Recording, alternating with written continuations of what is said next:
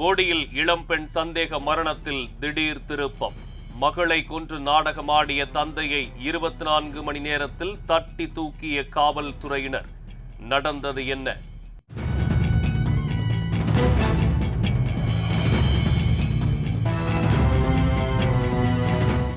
தேனி மாவட்டம் போடியில் நேற்று முன்தினம் பங்காரசாமி தெற்கு குளக்கரையில் இளம்பெண் சடலமாக இருப்பதாக போடி தாலுகா காவல்துறையினருக்கு தகவல் கிடைத்தது. இளம்பெண்ணின் சடலத்தை மீட்டு விசாரணை மேற்கொண்ட காவல்துறையினர் இது தற்கொலை என நினைத்தனர். காரணம், இளம்பெண்ணின் அருகாமையில் தென்னை மர விஷ மாத்திரைகள் இருந்ததுதான்.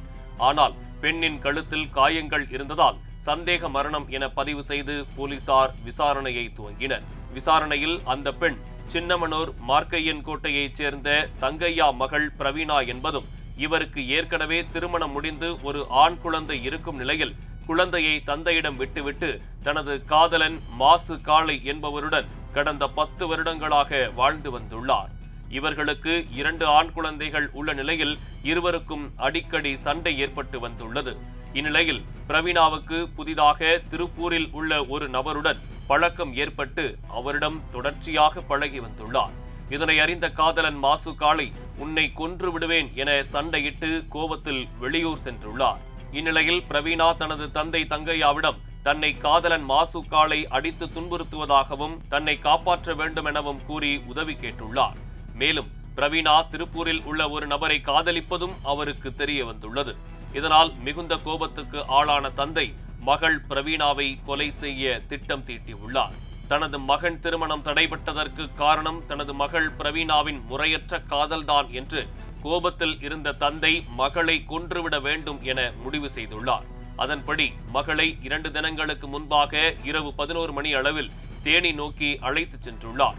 போடி சாலை காளியம்மன் கோவில் அருகே உள்ள பங்காரசாமி குளத்தின் கரையில் இருசக்கர வாகனத்தை மேலே ஏற்றிச் சென்ற தங்கையா தான் மறைத்து வைத்திருந்த தென்னை மர விஷ மாத்திரையை கரைத்து வலுக்கட்டாயமாக மகள் பிரவீணாவின் வாயில் ஊற்றியுள்ளார். பிரவீணா மருந்தை உட்கொள்ள மறுத்து தப்பிச் செல்ல முயற்சித்த நிலையில் தங்கையா தனது மகளின் துப்பட்டாவை பிடுங்கி கழுத்தை சுற்றி நெரித்து கொலை செய்துள்ளார். தனது மகளை கொலை செய்த நிலையில் அதனை தற்கொலை போல மாத்திரைகளை ஆங்காங்கே வைத்துவிட்டு தங்கையா தப்பிச் சென்றுள்ளார். மறுநாள் காலையில் காவல்துறையினர் பிரவீணாவின் பிரேதத்தை கைப்பற்றி சந்தேக மரணம் என வழக்கு பதிவு செய்து விசாரணையில் இறங்கினர். காதலன் மாசு காளையை கைது செய்து விசாரணை மேற்கொண்டனர். இதனைத் தொடர்ந்து காவல்துறையினருக்கு பிரவீணாவின் தந்தை தங்கையா மீது சந்தேகம் ஏற்பட்டு அவரை கைது செய்து தீவிர விசாரணை மேற்கொண்டனர். விசாரணையில் தன் மகள் பிரவீணாவை கொலை செய்ததை அவர் ஒப்புக்கொண்டார். அவரை கைது செய்து வழக்கு பதிவு செய்த போலீசார் அவரை சிறையில் அடைத்துள்ளனர். மகளின் தகாத காதல்களால் கடுப்பான தந்தை அவரை கொலை செய்த சம்பவம் கடும் அதிர்ச்சியை ஏற்படுத்தியுள்ளது.